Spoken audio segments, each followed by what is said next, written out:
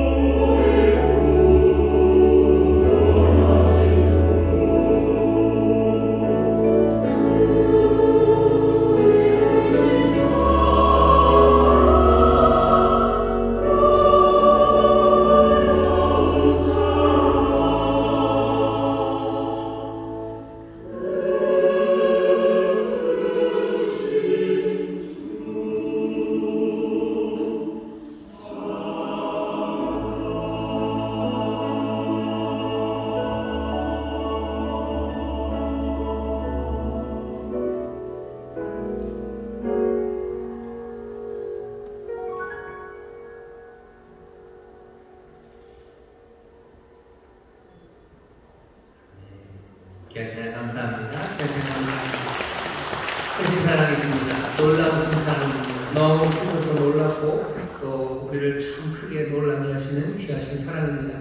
그 사랑의 주님, 또 주의 사랑이 이 시간 우리와 함께 하시는 줄 믿습니다. 좌우에 계신 분들에게 서로 기쁨으로 알려주세요. 주님 우리를 사랑하십니다. 주님 우리를 사랑하십니다. 주님 우리를 사랑하십니다. 우리를 사랑한다는 게 놀랍고요. 또 아주 놀랍게 크게 사랑하신다는 게 더 놀랍습니다. 우리를 날마다 깜짝깜짝 놀라게 하시는 주의 귀하신 사랑이 이 자리에 충만하니 우리의 삶이 어쩌면 그 놀라운 사랑 안에서 다시 깨어나고 또 눈 번쩍 들고 새 기쁨과 새 소망으로 일어서게 되는 줄 믿습니다.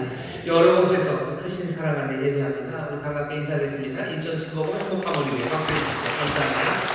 글로벌하모니교회, 건강하모니교회, 국제하모니교회, 인천하모니교회, 대전하모니교회, 베들레헴 미얀마하모니교회, 유학성서교센터, 또 인터넷 방송과 함께 예배하는 모든 분들 하나님의 은혜가 넘칠 줄 믿습니다. 감사합니다. 오직 잠옷실에서 아이들과 함께 예배하십니다. 그곳에도 주의 놀라우신 사랑이 함께 하실 줄 믿습니다. 격려하는 박수 해주시죠. 감사합니다. 부활절 다음 주 주일입니다. 즐겁고 행복한 날이고요. 또 다른 어느 때보다도 살아계신 주님, 우리와 함께 하시는 주님이 더 분명하게 믿어지고 소망이 가득한 날입니다. 오늘 이 시간 주께서 우리에게 또한 말씀하시고 생생하게 전하시는 그 말씀이 우리의 영혼에 울려서요 새 기쁨이 가득하고 또 우리가 나가야 될 갈 길을 밝히 보여주실 줄 믿습니다. 오늘 우리에게 주신 하나님의 말씀은 스가랴서 7장 1절에서부터 14절까지 말씀입니다. 스가랴서 7장 1절부터 14절까지 말씀입니다. 여러분 주문을 보고 또 깜짝 놀라셨죠? 또 스가랴 본 그러시고요. 스가랴서 7장 1절부터 14절까지 말씀 다 찾으셨는데 우리 한 목소리로 공독하겠습니다. 다리오 왕 4년 9월 곧 기슬레 월 4일에 여호와의 말씀이 스가랴에게 임하니라.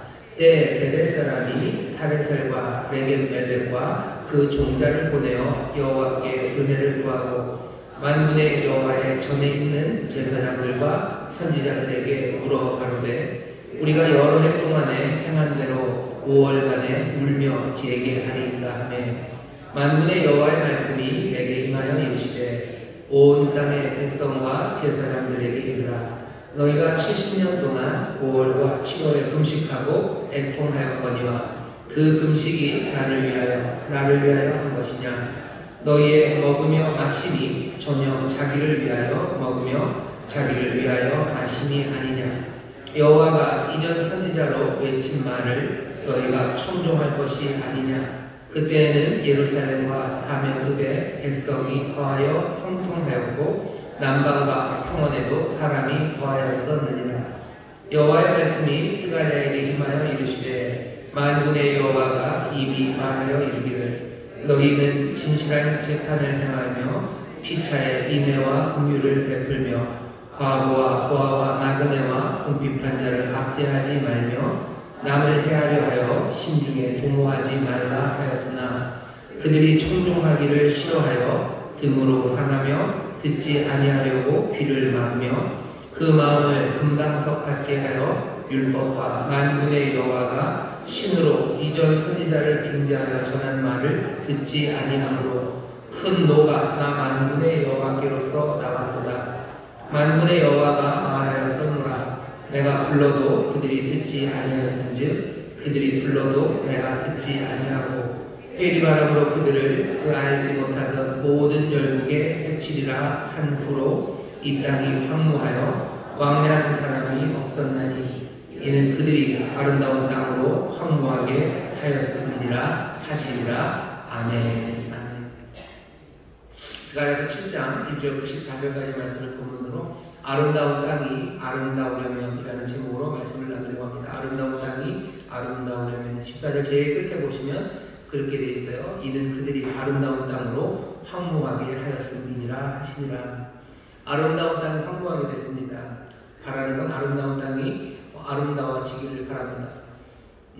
오늘 본문 말씀이 우리와 별로 상관없는 얘기 아닙니까? 스가랴서 꽤 많이 읽었고 이거 자꾸 옛날 얘기 우리에게 별로 도움이 안 될 것 같고 게다가 부활절 다음 주에 뭔가 기쁨과 부활의 생명 얘기를 해야 될 것 같은데 구약에 있는 게 뭐 그렇게 썩 우리의 상황에 맞지 않는다고 생각하실 수도 있겠지만 처음에 1절에 있는 이 말씀이 오늘 이 말씀이 우리에게 생생하게 전하시려는 주의 말씀임을 분명하게 합니다. 1절에 보시면 이렇게 되어 있어요. 다리오 왕 4년 9월 곧 기슬레월 4일에 여호와의 말씀이 스가랴에게 임하신다. 오늘 우리에게 주어진 말씀은요. 다리오 왕 4년입니다. 4년 9월 9월이지만 바벨론 달력으로는 기슬레라고 이름 붙여진 그 달이에요. 기슬레 9월 4일 다리오 왕 4년에 주어진 말씀입니다. 다리오 왕 4년 9월에 주어진 말씀은요, 오늘 우리의 상황에 굉장히 다가와 있습니다. 왜냐하면 다리오 왕 4년이라는 건 여러분 기억나시나요? 지난번 환상은 다리오 왕 2년이었습니다. 지금은 다리오 왕 4년이에요. 2년이 흘렀어요. 하나님의 성전, 이 수룹바벨이 짓는 성전이 완성된 건 다리오 왕 6년입니다. 4년 동안 지어요. 지금 그 한 중반쯤에 딱 있습니다. 성전을 짓는 중간에 있어요. 우리가 예수 안에서, 성령 안에서 하나님의 전으로 지어져 가고 있습니다. 우리가 완전히 완성된 것도 아니고요. 이제 안 지었다가 지어지기 막 시작한 쪽도 아니고 우리는 어쩌면 한 중간쯤에 있습니다. 여러분들이 이제 뭐 살아왔던 날들 그리고 살아갈 날들 아마 여러분 한 중간쯤 있으실 거고요. 여러분들이 이제 뭐 신앙생활한 것도 아마 이제 또 앞으로 그 어딘가 중간쯤에 있으실 겁니다. 성전을 2년을 지었다는 건요, 어느 정도 외관이 갖추어졌을 겁니다. 뭔가 첫 삽을 떼기가 어렵지, 첫 발을 떼고 나면 일사천리로 진행되죠. 그리고 마무리할 때 인테리어의 시간이 들어갑니다. 그러니 4년 동안 건물을 지을 때 중간 2년쯤 되면요, 그 한 반쯤 공정이 되면 겉의 모습들은 어느 정도 갖추어졌을 때입니다. 우리 교회도 마찬가지예요. 우리 교회도 뭐 어느 정도 균형이, 아니 뭐라 그래야 되나요? 뭔가 형태는 갖춰져 있죠. 그리고 여기서 함께 예배하는 여러분들도 하나님의 전으로 지어져가는 어느 정도 형태들은 갖춰져 있습니다. 아마 오늘 처음 오신 새 가족들이 있는데 신앙이 있으신 분들인지 아니면 아예 진짜 처음인지 모르겠지만 정말 오늘 처음 보신 분들이시라면 눈으로 사인을 안 해주시네요. 그렇다면 아마 처음이겠지만 그게 아니라면 어딘가 중간쯤에 있습니다. 성전이 중간쯤 지어졌을 때 우리가 묻고 싶은 말이 있어요. 그리고 거기에 하나님이 대답합니다. 일단 뭘 물어보는지 보시죠. 어쨌든 지금의 이 다리오 왕 4년은 우리 지금 이 시간과 비슷합니다. 또 하나, 다리오 왕 4년이라는 게요, 의미하는 바는 이때가 기원전 518년입니다.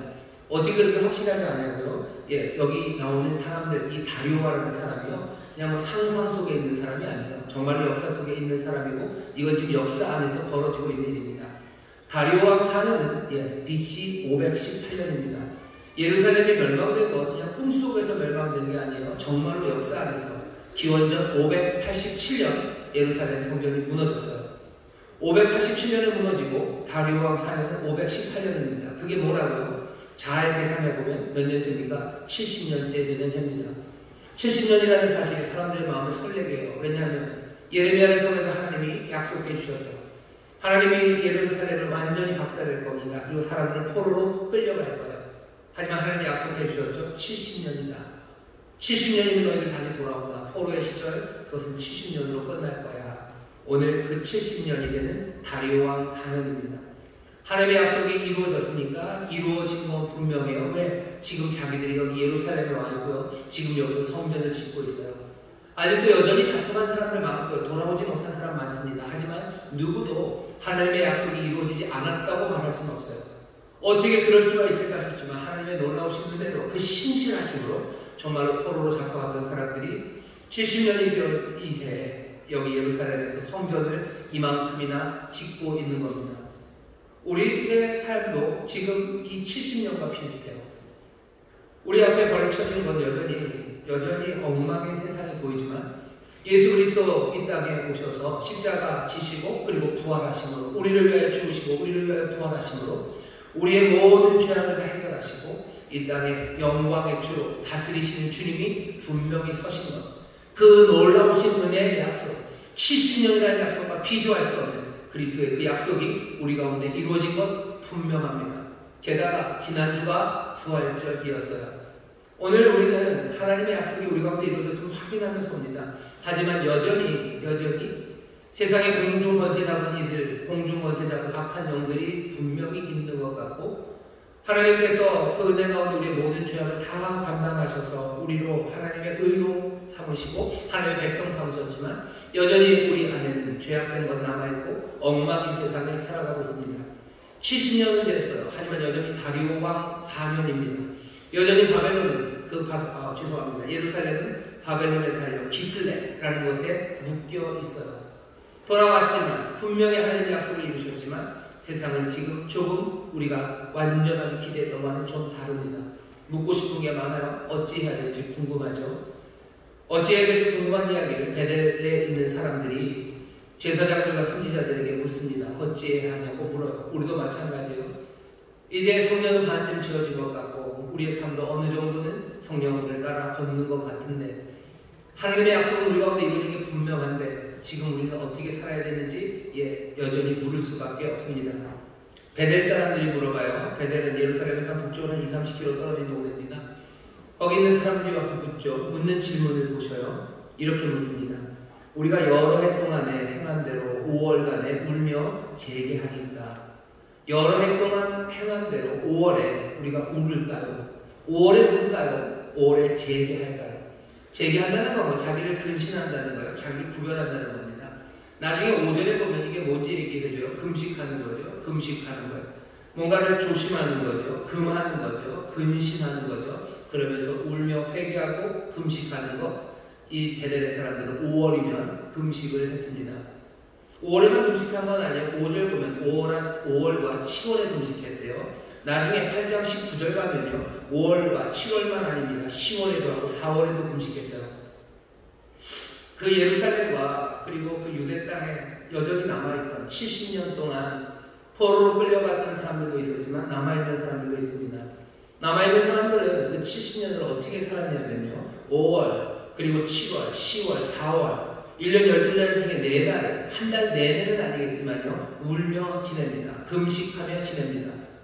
아마도 그때가 되면 예루살렘으로 갈 수 있는 사람들이 예루살렘에 가서 금식했을 거예요. 거기에 주저앉아서 하나님 앞에 울고 통곡하고 또 하나님 앞에 은혜를 구하고 또 하나님 앞에 간구하고 했을 겁니다.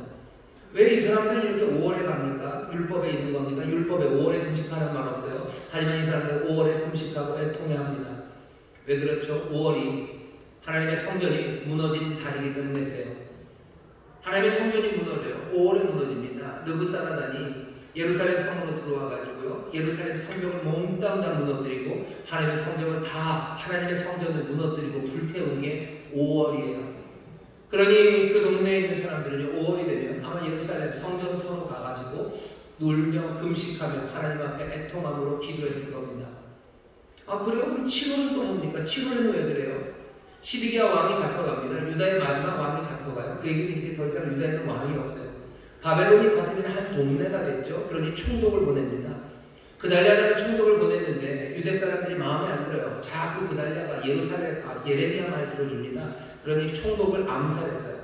총독을 암살하니 바벨론이 가만 놔두니까 와서 완전히 짓밟아버리는 거죠. 그러니 그때 또 참혹한 사건이 생겨요. 그러니 7월이 되면 그 죽음들, 정말로 잔인하고 참혹한 죽음들 앞에 남아있는 사람들이 눈물을 흘리며 애통해합니다.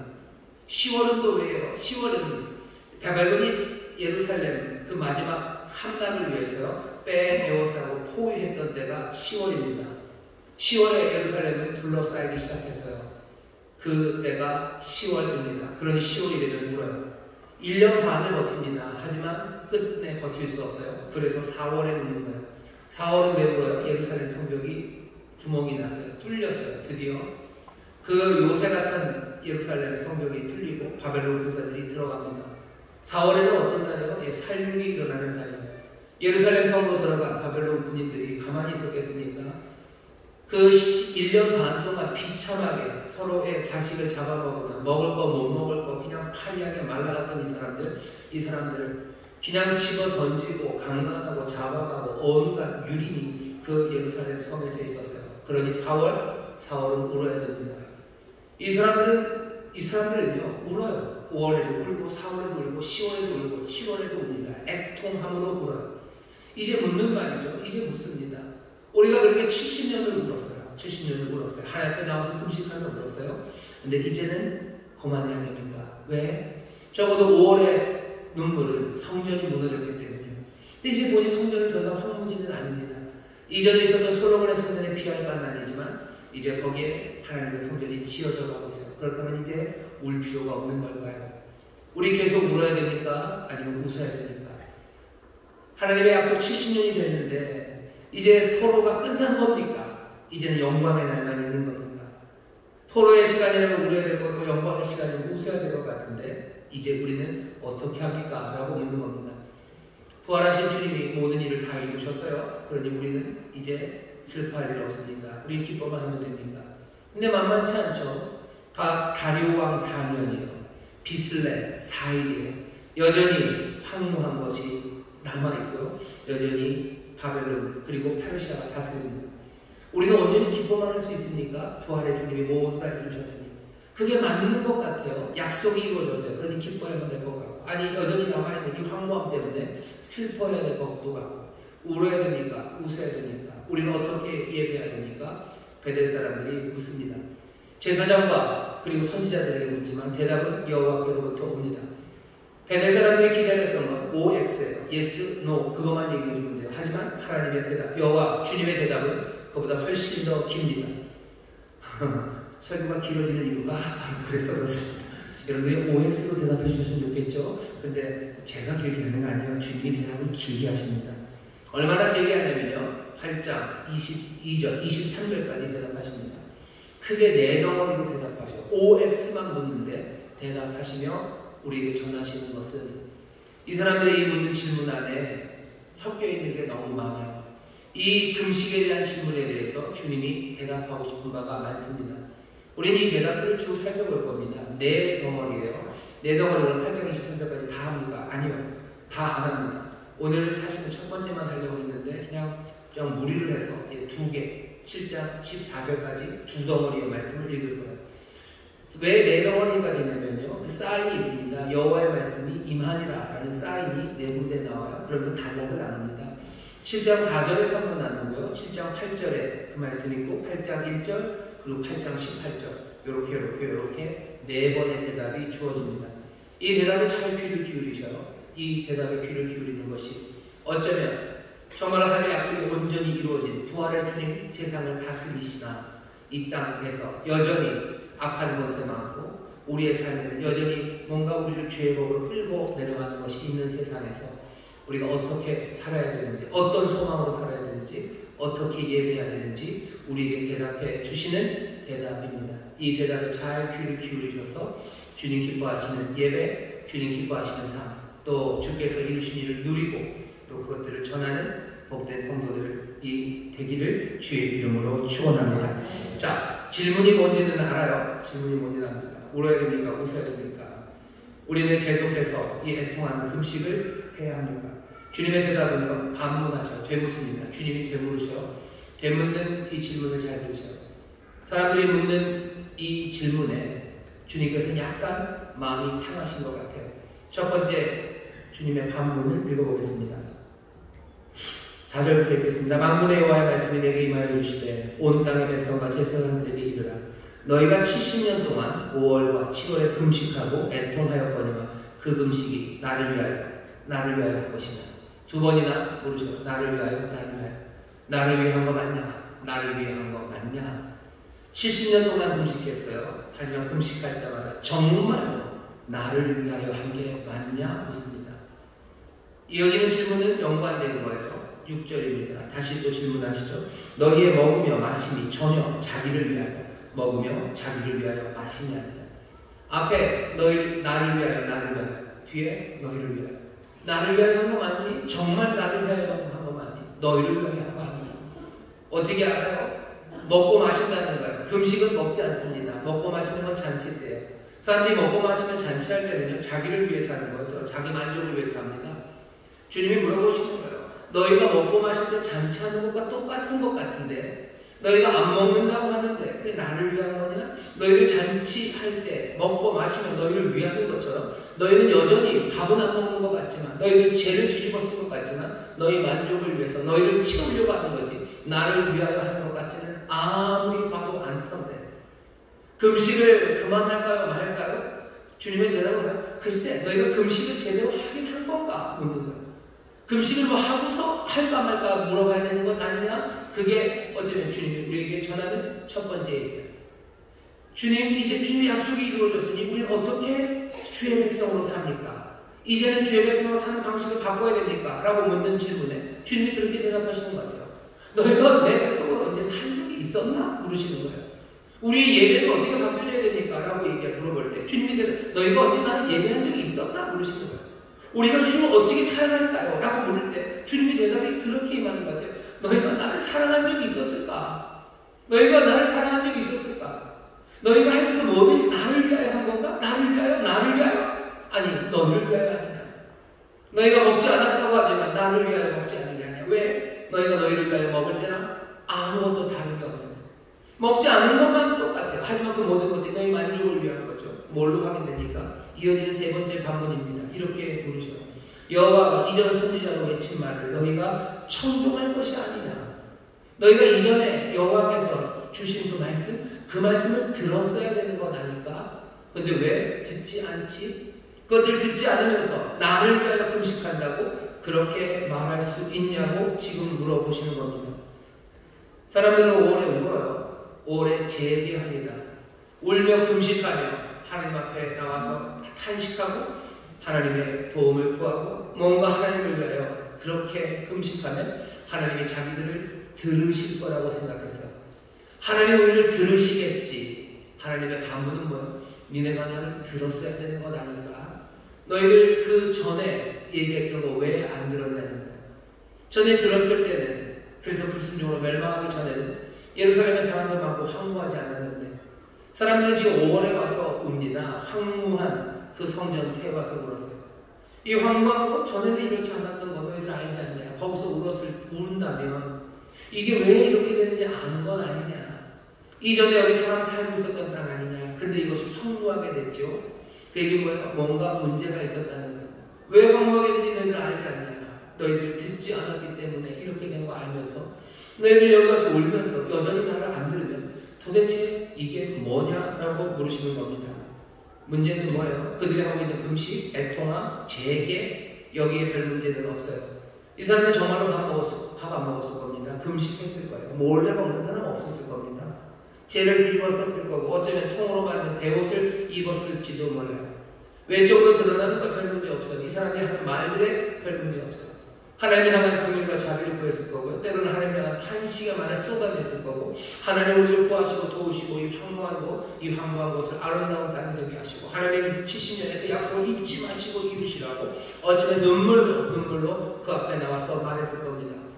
그들이 밖으로 드러내는 모습들 그리고 하는 말들 거기엔 아무 문제 없어요. 근데 왜 하나님은 이렇게 주님도 감정적으로 이들의 금식을 거망할까요? 라는 말에 금식, 이들이 금식을 하기는 했냐고 대답하십니까? 이 사람들 뒤에 있는 그 아래에 있는 동기가 문제입니다. 그냥 분명하게 얘기하시잖아요. 나를 위하여 한 거냐? 나를 위하여 한 거냐? 너희를 위한 건 아니냐? 우리가 하나님 앞에 나와요. 하나님을 사랑한다고 하고 하나님을 섬긴다고 하고 하나님께 헌신한다고 하고 하나님 앞에 기도한다고 나옵니다. 하지만 그렇게 나오는 것이 나 자신을 드리는 거죠. 나 자신을 다 쏟아내는 거죠. 근데 정말로 나를 드리기 위함이 아니라 나를 채우기 위해서 뭔가를 얻어내기 위해서 오는 거라면 그것은 제대로 된 금식과 회개일 수 없습니다.